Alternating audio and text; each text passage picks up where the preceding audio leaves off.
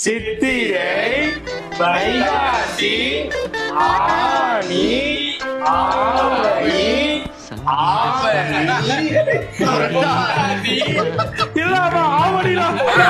ஆவணி, திருமங்கலம்,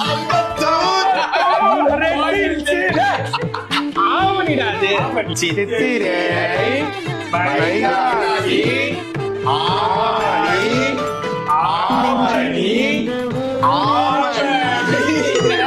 ஆவணிக்கு மேல வாங்கடா பக்கத்துல இருக்கிற ஆபீஸ் ஆவணிலே சித்திரை, வைகாசி, ஆனி, ஆடி, ஆவணி, புரட்டாசி, ஐப்பசி, கார்த்திகை, தை, மாசி, பங்குனி.